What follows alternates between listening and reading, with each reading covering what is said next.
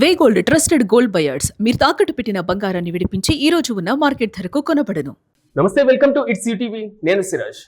ప్రేమ, పెళ్లి, నూరేళ్ల బంధం, ఈ పదాలకు అర్థం మారిపోతుందా?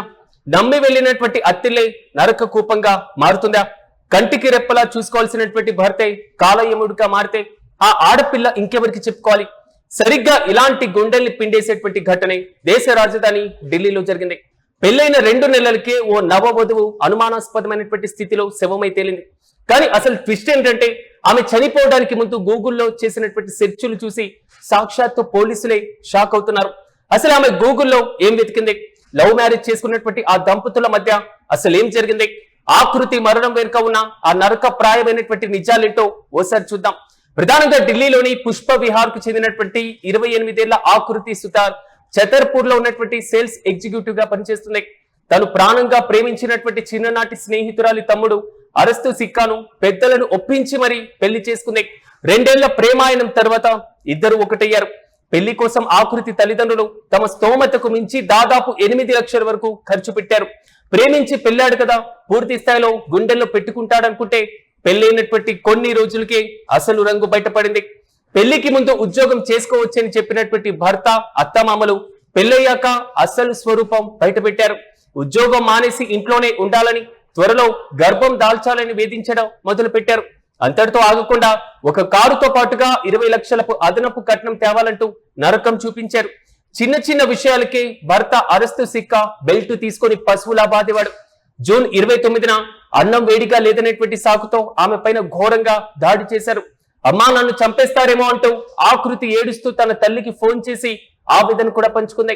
ఆ ఫోన్ కాల్ జరిగినటువంటి కొన్ని రోజులకి ఆమె శవమై కనిపించింది. జూలై 4వ తేదీన రాత్రి లోధి కాలనీలోని పాలికా కుంజ్ అపార్ట్మెంట్ ప్రాంగణంలో ఆకృతి బిల్డింగ్ పై నుంచి కింద పడిపోయి రక్తపు మడుగులో కనిపించింది. వెంటనే ఆమెను ఎయిమ్స్ హాస్పిటల్ కి తరలించినప్పటికీ ఆకృతి అప్పటికే మృతి చెందినట్లుగా వైద్యులు ప్రకటించారు. అయితే ఈ కేసులో కీలక విషయాలు వెలుగులోకి వస్తున్నాయి. ఇప్పటికే వరకట్న వేధింపుల కేసులో ఆమె భర్త అరెస్టు సిక్కాను పోలీసులు అరెస్టు చేశారు. దర్యాప్తులో భాగంగా మృతురాలి ఫోన్ ను సీజ్ చేసి పరిశీలించినప్పుడు మైండ్ బ్లాక్ అయ్యేటువంటి నిజాలు బయటపడుతున్నాయి. చనిపోవడానికి కొన్ని గంటల ముందు, అంటే శనివారం మధ్యాహ్నం 2:22 సమయంలో 2వ అంతస్తు నుంచి కింద పడితే మనిషి చనిపోతాడా అని ఆమె గూగుల్లో వెతికిందట.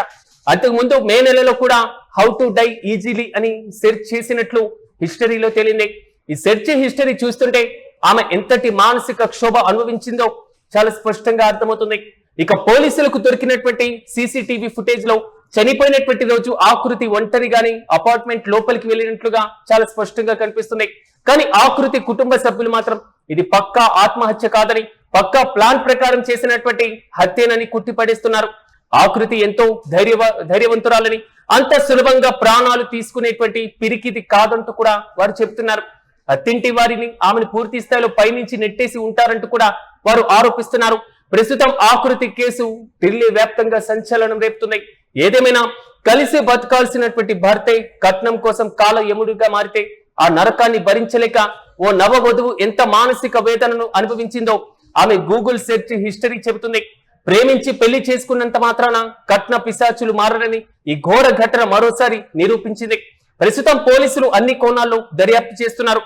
మరి ఆకృతిని అత్తింటి వారి బిల్డింగ్ పై నుంచి తోసేశారా, లేక వారి వేధింపులు భరించలేక ఆమె ప్రాణాలు తీసుకుందాం అనే నిజాలు త్వరలోనే తేలాల్సి ఉంది.